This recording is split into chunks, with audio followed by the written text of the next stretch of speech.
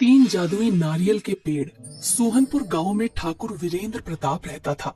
वो बहुत पैसे वाला था और वो बहुत दयालु किस्म का आदमी था। वो गरीबों की बहुत मदद करता था।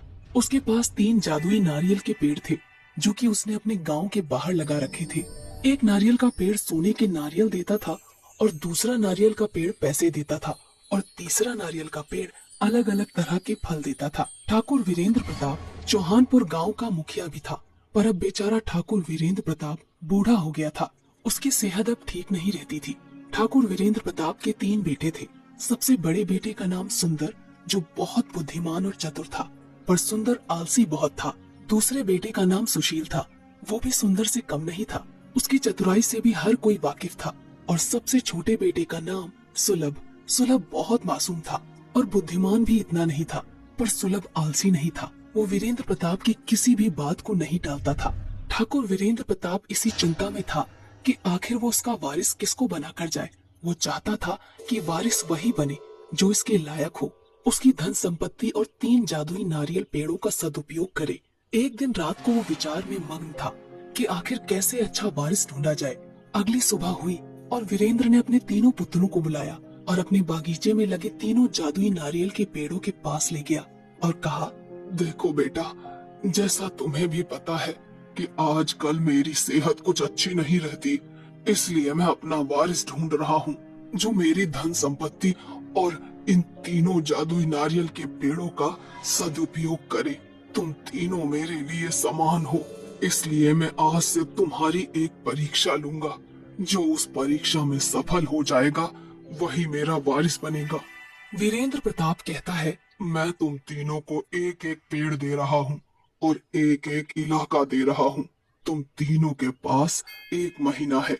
तुम तीनों को एक महीने तक इन पेड़ों का सदुपयोग करके इनसे जनता की भलाई करनी है। और जब तुम इन पेड़ों के पास जाकर कहोगे, सुन पेड़ भाई, कर लोगों की भलाई, तो ये अपने आप फल देने लगेगा। और इन पेड़ों का अगर दुरुपयोग हुआ तो ये पेड़ अपना अपना फल देना बंद कर देंगे। अब मैं एक महीने के लिए गांव से बाहर जा रहा हूँ और ये गांव वाले तुम्हें सौंप रहा हूँ। और ठीक एक महीने बाद आऊंगा और देखूंगा कि तुम में से किसने लोगों की भलाई सबसे अच्छी करी है। मैं नहीं जानता तुम ये सब कैसे करोगे। ये सब तुम्हें अपनी बुद्धिमानी के प्रयोग से करना है। क्या तुम तीनों इस परीक्षा के लिए तैयार हो? तीनों बेटे एक स्वर में कहते हैं, जी पिताजी, आप फिक्र मत कीजिए, हम आपकी परीक्षा में सफल होकर ही आएंगे। सबसे बड़ा बेटा सुंदर मन ही मन सोचता है, ये परीक्षा तो मैं ही पास करके आऊंगा और गांव का मुखिया बनूंगा। आखिर मेरे में कमी क्या है? ये दोनों तो मूर्ख ठहरे। दूसरा बेटा सुशील मन ही मन सोचता है, आखिर वो तो पिताजी को ही पता है कि मुखिया कौन बनेगा। मुखिया बनने के लिए योग्य सिर्फ मैं ही हूँ। मैं सुंदर भैया से किसी काम में कम नहीं हूँ और सुलभ तो इस परीक्षा में कहीं है ही नहीं। सुलभ मन ही मन सोचता है, पिताजी ने यह परीक्षा रखवा कर अच्छा किया। चलो, हमें भी अब थोड़ा मदद करने का पुण्य मिलेगा।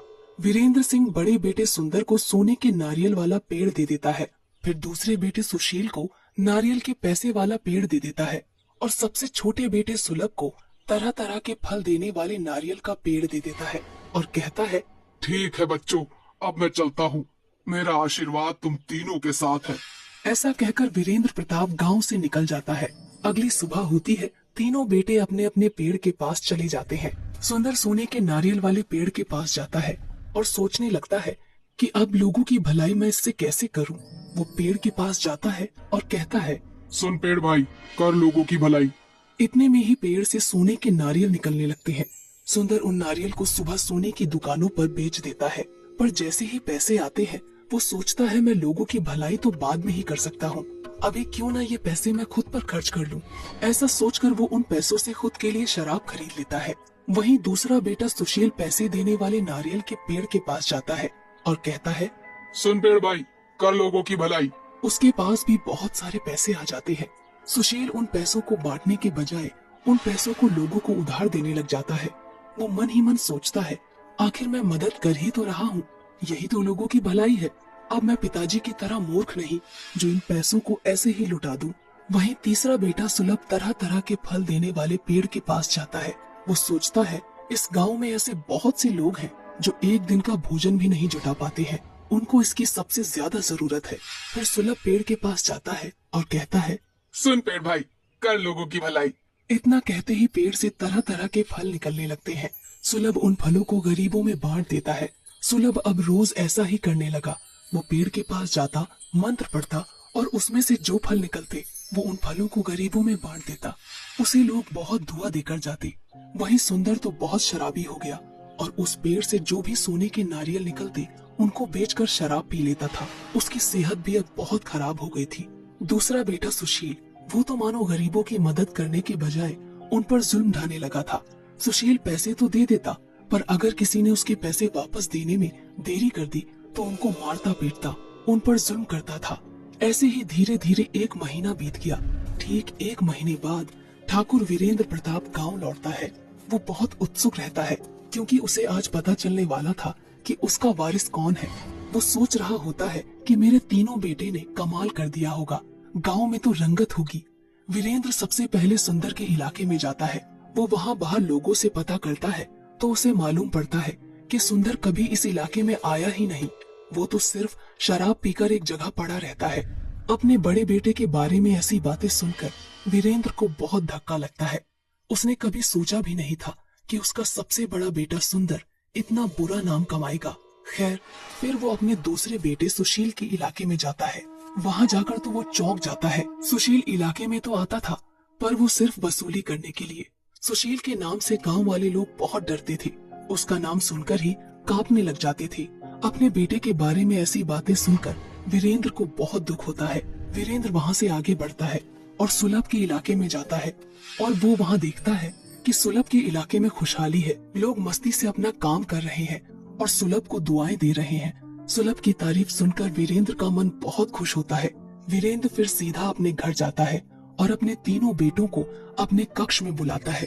तीनों बेटे वीरेंद्र के पास जाते हैं। सुंदर और सुशील वीरेंद्र को देखकर उनके चरणों पर गिर जाते हैं और कहने लगते हैं, पिताजी, हमें माफ कर दीजिए पिताजी, हम लोगों की भलाई नहीं कर सके। आपने जो हमारी परीक्षा ली, हम उस पर भी खरे नहीं उतरे। हमारे दुरुपयोग करने से वो पेड़ भी गायब हो गया। सुंदर और सुशील, तुम दोनों को अपने छोटे भाई सुलभ से कुछ सीखना चाहिए। उसने कितने अच्छे से अपने इलाके को संभाला और गांव वालों की भलाई करी। इतना कहकर वीरेंद्र सुलभ को अपने पास बुलाता है। सुलभ, इधर आओ बेटा। जी पिताजी।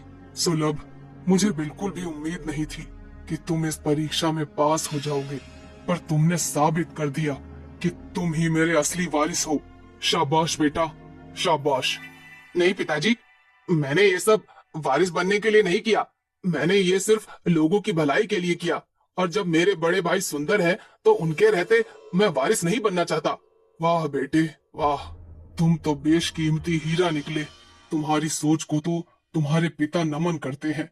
तुम इस परीक्षा में पास हुए हो, इसलिए असली वारिस तुम ही हो बेटा। ऐसा कहकर वीरेंद्र सुलभ को गले लगा लेता है और अगले ही दिन सभी गांव वालों के सामने सुलभ को अपना वारिस और नया मुखिया घोषित कर देता है। किड्स वाइबू ब्रेन बूस्ट को सब्सक्राइब करें और इस जादुई दुनिया का आनंद लें।